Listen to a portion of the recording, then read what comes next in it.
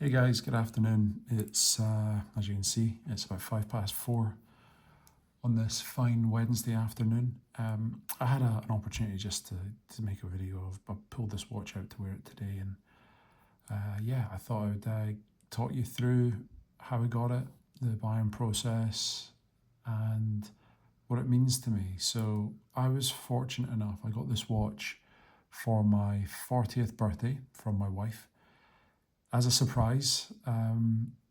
At the time, I was anticipating buying something pretty fancy for my 40th, and I wasn't entirely sure. And from my videos, you'll probably see that I'm a bit of a Rolex fanboy, and I was gravitating towards a day date. Initially, I wanted the champagne dial, yellow gold with baguette markers, and I thought it was a little bit too much for my 40th in terms of bling, in terms of show. And then I re-evaluated, and I thought, this was probably about 6 months out, I thought I'd like to go for the white gold day date 40 with a meteorite dial with diamond markers, diamond baguette markers. And I'd spoken to my AD about it, and they were on board. They were going to source this for my birthday, and I was looking forward to it. Fast forward a couple of months, my business took a bit of a blow. I work in the recruitment sector, supply IT contractors, and my business took a bit of a blow, and I'd lost a huge amount of my monthly revenues. So I reevaluated and thought it's not probably the best time to purchase a £44,000 watch at the time.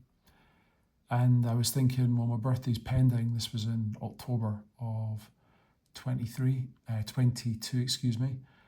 going towards my birthday in the beginning of 23.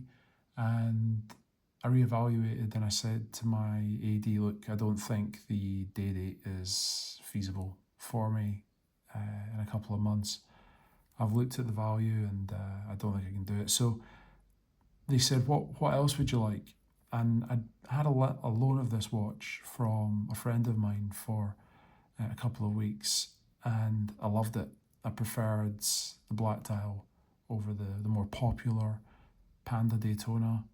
And I said to my AD, I'd really like a black dial steel Daytona, which his response was, have we not already given you a steel black dial Daytona? Which they had not. So he said, yeah, no problem, absolutely, we'll get that sorted for you. So my birthday was coming up, and I was anticipating getting a call. That call never came. I'm sitting 2 days before my birthday thinking, they haven't phoned me for my watch, that's my birthday ruined, like a bloody child.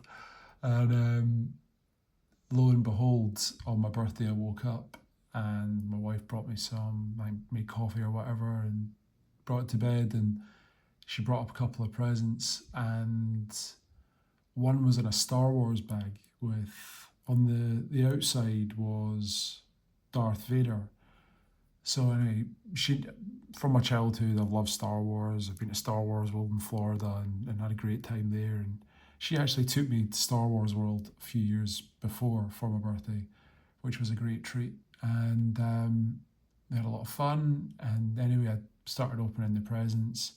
Last one was a little box, not in the shape of a Rolex box, as that would give the game away, but she'd wrapped up this watch in the Darth Vader, put it in a bag, in a box, in a small box, sort of throw me off the scent. So you can imagine my joy when I opened up and it was sitting there. The AD had got it in December for me, and she'd in between gone into the store and said that she'd like to arrange it and take care of it for me for my birthday, of which she did. And here it is. It's a tremendous treat. It wears beautifully well. There's a lot of videos about the Daytona, and a lot of people lust after it, in particular the Panda. But in my opinion, this is my preference. But it is just that. It's all about personal preference. And I know a friend of mine in the hobby might be watching. He recently got a Panda with a 1-2 reference. This is a 116500LN, which was discontinued shortly thereafter me collecting. He received the 1-2, and he's got some great watches, and he really loves it, and it looks fantastic on him as well. So yeah, it's really personal preference.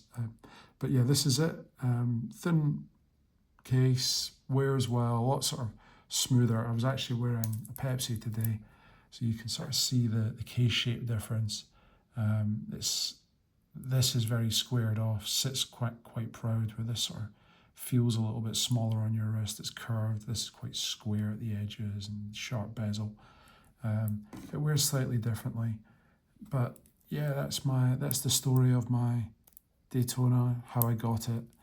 I don't wear it too often, but my wife's away this week for work, and yeah, I've been wearing it. I thought I'd wear it because I missed her. So, but that is my it's 116500LN.